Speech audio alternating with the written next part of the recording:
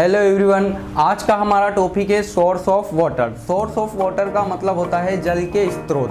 तो अब आपको मैं बताने जा रहा हूँ कि सबसे बड़ा जल का जो स्रोत है वो क्या होता है। वो होता है रेन वाटर। वर्षा का जल ही हमारा सबसे बड़ा स्रोत है, सबसे बड़ा सोर्स है किसका, वाटर का, है ना। अब उसके अलावा और भी कोई सोर्स होते हैं क्या? तो देखिए, ये जो वर्षा का जल है ना, ये जाता कहाँ पर है? वर्षा का जल जो है ये जाता है रिवर के अंदर, लेक के अंदर, और उसके अलावा जो जाता है वो जाता है पॉन्ड के अंदर। रिवर, लेक और पॉन्ड के अंदर ये वाटर जाता है और वहीं से हम क्या करते हैं, वहीं से सप्लाई होता है हमारे घरों के अंदर।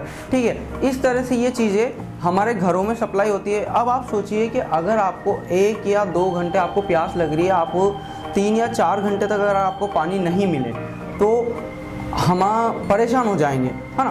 तो परेशान हो जाएंगे, इसका सीधा सा मतलब ये है कि पानी जो है हमारे लिए बहुत ज़रूरी है। तो इसे हमें क्या करना पड़ेगा, बचा के रखना पड़ेगा। और आप एक चीज़ जानते हैं कि जो पानी वर्षा का जल होता है वो एक टाइम के बाद ख़त्म हो जाता है, तो उसे हम कैसे बचा के रख सकते हैं। तो आपने गांव के अंदर देखा होगा कि गांव के अंदर में क्या होता है, कहीं आपने देखा होगा हैंडपम्प देखा हुआ है आपने, उसके अलावा जो है ट्यूबवेल देखी हुई है, और आपने उसके अलावा वेल भी देखी हुई होगी जिसे हम कहते हैं कुआं कहते हैं। ठीक है, तो ये जो चीज़ें हैं ये सारे क्या है, ये सारे के सारे ही सोर्स ऑफ वाटर है, जल के स्रोत है। ठीक है बच्चों, तो बच्चों ये जो रेन वाटर होता है ये ज़मीन के अंदर जाता है और ज़मीन के अंदर ये पानी स्टोर होके रह जाता है, उसके अंदर ही रहता है। तो जो मैं आपको हैंडपम्प और ट्यूबवेल बताया मैंने, तो हैंडपम्प और ट्यूबवेल का क्या सिस्टम होता है कि जब हम हैंडपम्प को चलाते हैं तो इसके अंदर से पानी निकलता है, और ट्यूबवेल को हम मोटर के थ्रू चलाते हैं तो इसके अंदर से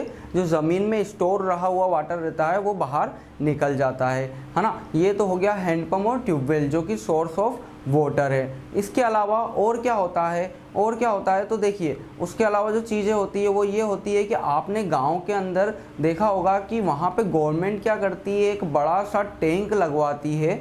उस टैंक के पड़ोस में एक टैप जिसे हम नल कहते हैं, उस टैप का यूज़ करते हैं और जिससे सारे गांव वाले उस पानी को भरते हैं और अपने काम में लेते हैं। और हमारे घरों में क्या होता है, हमारे घर की छत के ऊपर एक टैंक लगा हुआ रहता है जिसके थ्रू हम पानी को अपने घरों में यूज़ करते हैं। और हमारे घर पे भी क्या लगा हुआ रहता है, एक टैप लगा हुआ रहता है जिसे हम नल कहते हैं, उसके थ्रू हम पानी को यूज़ करते हैं। तो बच्चों पानी जो है वो हमारे लिए बहुत इम्पोर्टेंट है, और ये बहुत इम्पोर्टेंट है। तो राजस्थान में क्या होता है, पानी बहुत कम मात्रा में अवेलेबल होता है। तो इस अवेलेबिलिटी को देखते हुए राजस्थान के किंग और यहाँ की पब्लिक ने क्या किया है, यहाँ की पब्लिक ने क्या किया है, एक बहुत ही इफ़ेक्टिव सिस्टम बनाया। उस सिस्टम के अंदर होता क्या है, ये लोग क्या करते हैं, कैनल जिसे हम झरना कहते हैं, कैनल्स को छोटे छोटे पॉन्ड्स से जोड़ दिया जाता है। पॉन्ड का मतलब होता है तालाब, तो इस कैनल को छोटे छोटे पॉन्ड से जोड़ दिया जाता है। और जब ये पॉन्ड पूरी तरह से भर जाता है तो इस पानी को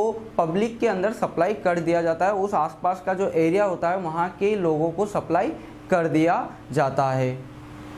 तो बच्चों अब हम पढ़ने जा रहे हैं रेन वाटर कलेक्शन प्रोसेस। इस प्रोसेस में क्या होता है, हमें पानी को स्टोर करके रखना होता है।